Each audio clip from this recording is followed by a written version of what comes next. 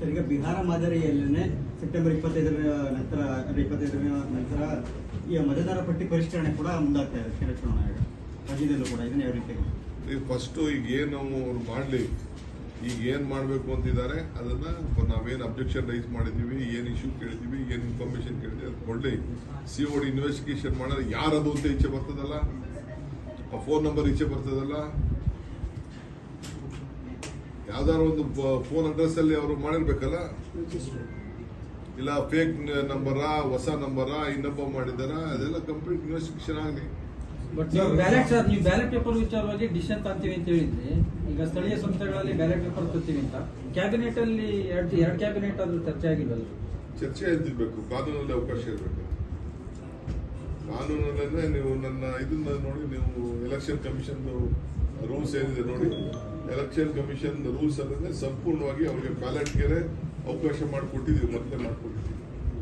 ಸರ್ಕಾರ ಶಿಫಾರಸು ಮಾಡ್ತೀವಿ ಅಂತ ಹೇಳಿದ್ರು ಸರ್. ಅವಶ್ಯಕತೆ ಇಲ್ಲ, ಆಲ್ರೆಡಿ ಅವ್ರಿಗೆ ಪವರ್ಸ್ ಇದೆ. ಬಟ್ ಅವರು ಕಾನೂನಾಗಿ ಬಂದ್ರೆ ಮಾತ್ರ ನಾವು ಮಾಡ್ಲಿಕ್ಕೆ ಸಾಧ್ಯ ಇದೆ ಅಂತ ನಿಮ್ಮ ಎಲೆಕ್ಷನ್ ಕಮಿಷನರ್ ಹೇಳ್ತಾ ಇದ್ದಾರೆ ಸರ್. ನೋಡಪ್ಪ, ನಿನ್ನ ಮಾತೆಲ್ಲ ನಾನು ಹೇಳಕ್ ತಯಾರಿಲ್ಲ. ನಮ್ಗೇನಾದ್ರು ಅಫಿಷಿಯಲ್ ಆಗಿ ಅವ್ರು ರೈಟಿಂಗ್ ಅಲ್ಲಿ ಕೊಟ್ಟರೆ ಅದಕ್ಕೆ ಕೇಳ್ತೀವಿ.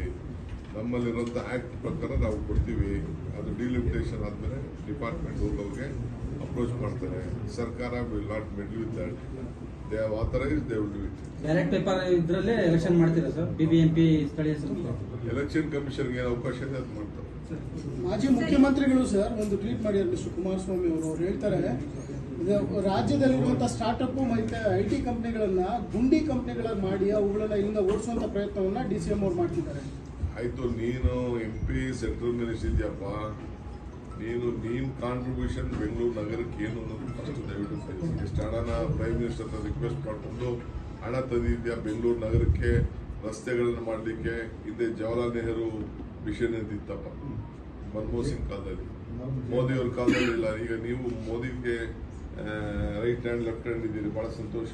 ತಗೊಬನ್ನಿ ದುಡ್ಡನ್ನ, ಯಾಕೆ ತರ್ತಾ ಇಲ್ಲ? ಯಾಕೆ ಮೇಕೆದಾಟಿಗೆ ಒಂದೇ ನಿಮಿಷದಲ್ಲಿ ಪರ್ಮಿಷನ್ ಕೊಡ್ತೀನಿ ಅಂತ ಕೊಡ್ಸಿಲ್ಲ? ಮಾದಾಯಿಗೆ ಯಾಕೆ ಕೊಟ್ಟಿಲ್ಲ? UKP